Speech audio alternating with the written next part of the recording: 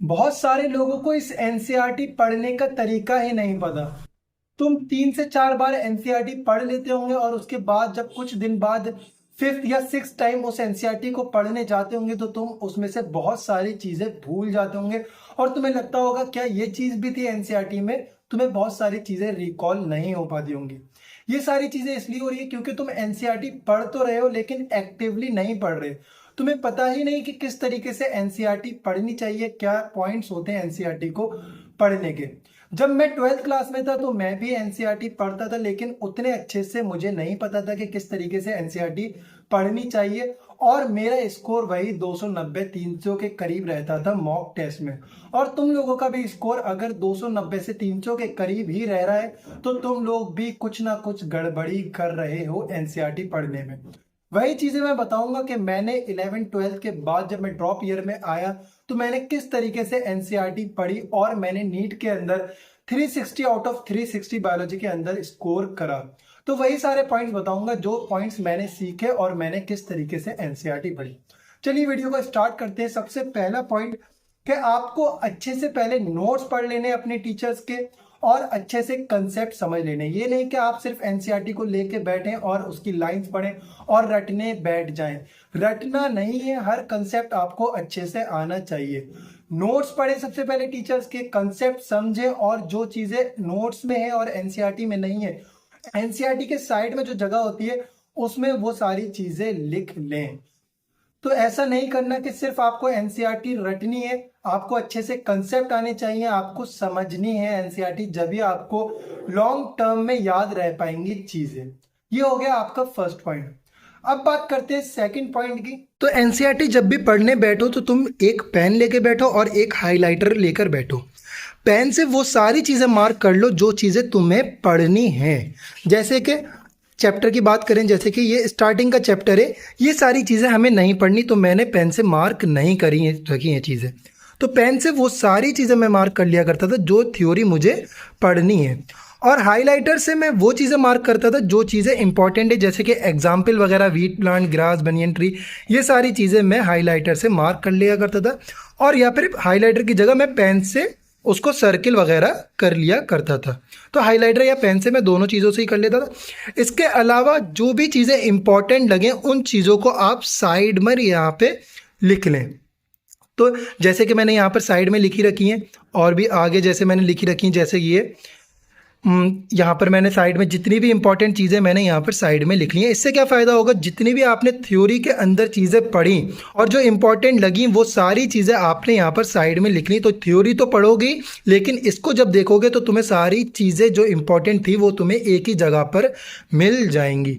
तो इस तरीके से एनसीईआरटी को पढ़ना होता है। मैंने इस तरीके से एनसीईआरटी पढ़ी। इसके अलावा थर्ड पॉइंट, जितने भी डायग्राम्स वगैरह हैं उन सारे डायग्राम्स को बहुत अच्छे से देखो, एक एक चीज़ देखो, उसकी लेबलिंग देखो, क्योंकि कहीं से भी क्वेश्चन बन सकता है। ऐसा बिल्कुल नहीं सोचना कि ये क्वेश्चन तो नहीं आएगा, हर क्वेश्चन आ सकता है। तो हर चीज़ को बिल्कुल डिटेल में देखना है। फोर्थ पॉइंट, कोई भी चैप्टर पढ़ रहे हो उसके अंदर जितनी भी डेट्स वगैरह हैं वो सारी ही डेट्स चैप्टर के फर्स्ट पेज पर लिख लो। जैसे कि मैंने यहाँ पर सारी ही डेट्स इस सेल चैप्टर की मैंने फर्स्ट पेज पर ही लिख ली हैं। तो इससे बहुत ज़्यादा फायदा होता है क्योंकि बहुत सारी डेट्स याद नहीं रहती। तो अगर फर्स्ट पेज पर पहले ही लिख लोगे तो फिर सारी डेट्स एक जगह पर ही पढ़ लोगे और इस तरीके से डेट्स वगैरह याद हो जाएंगी। तो ये है आपका फोर्थ पॉइंट। फिफ्थ पॉइंट, ऐसा नहीं है कि सिर्फ बायो आपको पढ़नी है, इसके साथ साथ आपको क्वेश्चंस प्रैक्टिस भी करनी है। तो क्वेश्चन प्रैक्टिस से क्या फायदा होता है, जब आप क्वेश्चंस गलत करते हैं तो आपको पता चलता है कि कौन सी चीज याद है आपको और कौन सी चीज याद नहीं है। और जब एक क्वेश्चन को गलत करते हैं तो आपको वो चीज याद हो जाती है। तो क्वेश्चन प्रैक्टिस बहुत ज्यादा जरूरी है। अब क्वेश्चन प्रैक्टिस कहाँ से करनी है, तो मैंने एनसीईआरटी लाइन बाय लाइन करी थी। तो एनसीईआरटी लाइन बाय लाइन से आप क्वेश्चन प्रैक्टिस कर सकते हो। इसके अलावा अगर क्विक रिवीजन के लिए आपको चाहिए तो आप बायो हैक कर सकते हैं पर्थ गोयल के। वो काफी ज्यादा अच्छे हैं क्योंकि 30 मिनट्स में ही आपका पूरा चैप्टर अच्छे से रिवाइज हो जाता है। हर लाइन से उसके अंदर क्वेश्चन बनाया रखा है। तो पर्थ गोयल से क्विक रिवीजन आप कर सकते हैं, पर्थ गोयल बायो हैक से। इसके अलावा आप मॉक टेस्ट दें। मॉक टेस्ट के अंदर जो बायो का सेक्शन है उसको आप देखें कि आप कहां पर क्वेश्चंस गलत कर रहे हैं, तो वहां से भी आपकी प्रैक्टिस हो जाएगी। जो चीजें आप गलत कर रहे हैं क्वेश्चंस के अंदर, वो सारी चीजें आप एनसीईआरटी के अंदर मार्क कर लें, ताकि आप जब एनसीईआरटी पढ़ें तो आप वो चीजें देखें कि मैंने ये चीज गलत करी थी। अब बात करते हैं 6th पॉइंट की। तो जब भी बायो पढ़ो तो कोशिश करो कि सुबह के टाइम में बायो पढ़ो, क्योंकि सुबह के टाइम में चीजें याद बहुत जल्दी होती है।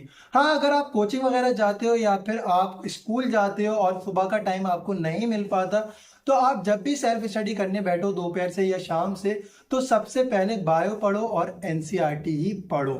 तो उससे क्या होता है, आपको फ्रेश माइंड से आप चीजें याद कर पाते हो और आपको लॉन्ग टर्म तक वो चीजें याद रहती हैं। 7 पॉइंट जो कि बहुत ज्यादा इंपॉर्टेंट है, जो बहुत ज्यादा फायदा भी कर रहा है मुझे, जब तुम सोने जाओ रात में तो जो भी चैप्टर रिवाइज करा है उस दिन, उसका रिकॉल करने की कोशिश करो। लेटने जब जाओ, लेट जाओ तो उस चैप्टर को, पूरे चैप्टर को रिकॉल करने की कोशिश करो। पहले पेज पर क्या था, सेकंड पेज पर क्या था, थर्ड पेज पर क्या था, हर पेज टू पेज आप रिकॉल करने की कोशिश करो।